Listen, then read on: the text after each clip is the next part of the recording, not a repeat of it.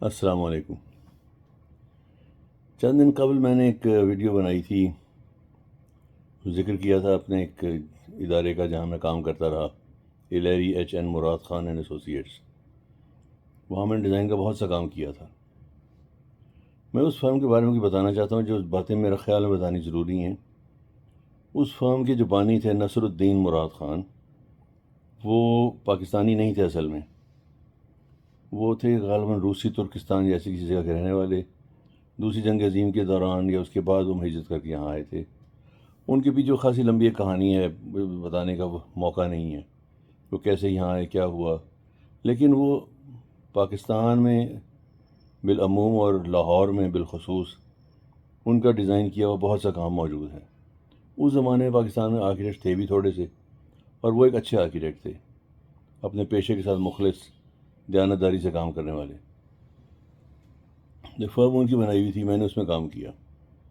ان کے بنائے ہوئے بہت سے کاموں میں سر فہرست آپ شمار کر لیں، مینار پاکستان ہے، وابڈا فلیٹس ہیں، وہ جو کالونی ٹیکسٹائل ملز کا آفس ہے منو ہاؤس کے نام سے، وہ بھی ان کا ڈیزائن ہے۔ گلبرگ میں بے شمار مکان ہیں ایسے جو ان کے ڈیزائن کر رہے ہیں، اور بہت سی عمارات ہیں لاہور میں، ملتان میں اور کئی شہروں میں جو ان کی ڈیزائن کی ہوئی ہیں۔ ان کے ڈیزائن کے خاص انداز سے پتہ چل، جس کو پتہ ہے وہ پہچان لے گا۔ بہرحال یہ تو تھی بات ان کے بارے میں، مختصر سی بات ہے۔ اس فرم میں جو میں نے جو کچھ دیکھا اور جو سیکھا، وہ بھی اپنی جگہ ایک الگ چیز ہے۔ وہاں مجھے پتہ چلا کہ سرکاری عمال، میرے علم میں نہیں ہے وہ کیا مجبوری ہے جو ان کو اس طرف لے کے جاتی ہے کہ وہ جائز ناجائز ہر طریقے سے کوئی نہ کوئی مال کمانے کی کوشش کرتے ہیں۔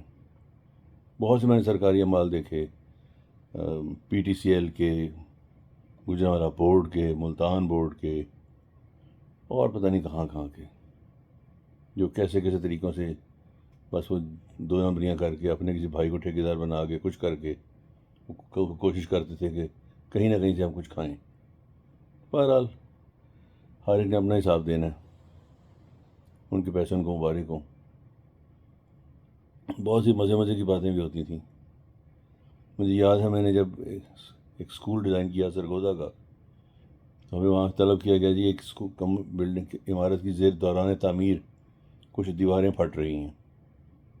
ہمارے اسٹرکچر انجینئر تھے، اور وہ اور میں ہم گئے وہاں، سرگودا گئے۔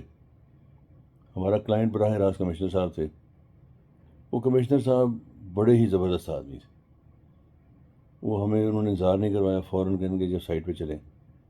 سائٹ سے ہم دیکھ کر واپس آ کے بیٹھے ہی تھے، تو کمشنر صاحب کے پاس بیٹھے چائے پی رہے تھے، تو انہوں نے اس کی سپرویژن کرنے والے جو تھے نا ایس ڈی او صاحب، ان کو بلوا لیا، اور انہوں نے آواز اونچی کیے بغیر، ان کا لہجہ کچھ ایسا تھا جیسے ایک ہلکے ہلکے شیر غرا رہا ہو۔ بہت ہی عجیب سرد سے لہجے انہوں نے پوچھا ان سے کہ جی آپ ہمیں خود بیوقوف ہیں یا ہمیں بیوقوف سمجھتے ہیں، یہ بنانے کی کوشش کر رہے ہیں، وہ دیواریں کیوں پھٹ رہی ہیں؟ انہوں نے کچھ بہانہ گھڑا، واللہ علم کیا تھا، مگر ان کو جو بات ہم بتا چکے تھے پہلے ہی کہ کانٹریکٹر نے ڈرائنگ میں سے ایک چیز مس کی ہے۔ تو کمشنر صاحب کی بات معلوم تھی کہ اس کی پیمنٹ کس موقع پر ہونی ہے، اور انہوں نے وہ پکڑ لی بات اس میں کہ اس کو فلاں کام کی پیمنٹ ہوئی ہے یا نہیں۔ خوش قسمتی سے نہیں ہوئی تھی وہ، اس لیے ایس ڈی او صاحب کی جان بچ گئی۔ انہوں نے کہا جی وہ ابھی پیمنٹ نہیں ہوئی، ہم اس پہ چیک کر رہے ہیں۔ انہوں نے پہلے وہ دیواروں کی جو پھٹی ہوئی دیواروں کو ٹھیک کرے گا، پیمنٹ بعد میں ہوگی۔ انہوں نے اسی وقت فیصلہ سنا دیا۔ مجھے وہ اس لیے یاد ہے وہ صاحب کہ وہ بہت ہی، ان کے پاس کوئی فنڈس، سسپینڈڈ فنڈس تھے جو ان کے پاس تھے، کسی ایم پی اے کے یا پتہ نہیں کس کے۔ انہوں نے ان پیسوں سے سرگودا میں بہت کام کیا، ایک شاپنگ سینٹر بنوایا۔ شاپنگ سینٹر کی جگہ پہ جس جگہ بنا، وہاں جو لوگ بیٹھے تھے ناجائز قبضہ کر کے، ورک شاپس ہوتی گاڑیوں کی، انہوں نے ان سب کو بلوا کے ان سے بات کی۔ ان سے کہا جی کہ آپ کو میں گارنٹی دیتا ہوں کہ آپ کو دکان ملے گی ہر ایک کو، آپ تھوڑے دنوں کے لیے کسی اور جگہ شفٹ ہو جائیں، جو ہی جگہ اویلیبل ہوگی ہم آپ کو دے دیں گے جگہ۔ انہوں نے ان سے بات کر کے ان کو راضی کیا، اور ان کا بتانے کا، بات کرنے کا لہجہ ایسا تھا، بات کرنے کا طریقہ ایسا تھا کہ ان یہ معلوم ہی نہیں ہو سکتا تھا، کوئی یہ کہہ ہی نہیں سکتا کہ آدمی کوئی وعدہ پورا نہیں کرے گا۔ ان کی شخصیت کچھ ایسی تھی، بڑے عمدہ آدمی تھے. میں نے ایسے اور لوگ بھی دیکھے ہیں. بہرحال وہ جو واقعہ تھا نا، جب میں اس کمپنی میں کام کر رہا تھا، ہمارا ایک کولیگ تھا، اس دن میں نے مل کے تھوڑا شرارت کی. بار وہ میں اس کا فضول سی بات، اس لیے ہم اس کا ذکر کرنا مناسب نہیں ہے، گندی باتوں کا ذکر ویسے بھی نہیں کرنا چاہیے. خیر، وہاں سے کام کر کے میں نکلا. جب وہاں سے آبودانہ اٹھ گیا تو میں نے جوائن کیا سروس شوز کو. ان کی پورے پاکستان میں دکانیں جتنی تھیں نا، تھرو آؤٹ، یہ کہتے ہیں نا کراچی تک خیبر، ان کی دکانیں ڈیزائن کرتا پھرتا تھا. پہلے تو میں الہری جو تھا الہری مراد خان میں، انہوں نے مجھے پنجاب کی بہت سیر کرائی ہے. کیسی کیسی جگہوں پر میں گیا ہوں جہاں میرے جانے کا بھی توقع نہیں تھی. پھر اوپر سے اللہ تعالیٰ نے مجھے جناب سروس والوں کے پاس بھیج کے پورے پاکستان کی اور سیر کرائی. ہر جگہ، میں کون سی جگہ جہاں نہیں گیا.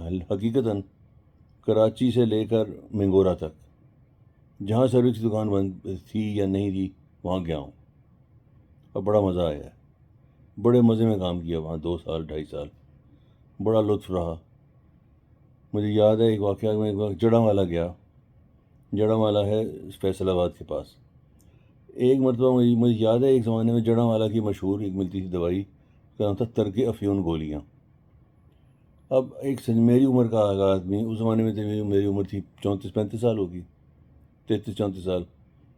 میں جڑاں والا گیا سروس کی دکان بنانے. وہاں میں نے جو مینیجر صاحب تھے نا وہاں کے لوکل، ان سے پوچھا کہ یہ ایک بات پتہ کرنی بڑی سنجیدگی سے کہ یہاں جو ترک افیون گولیاں وہ کہاں ملتی ہیں.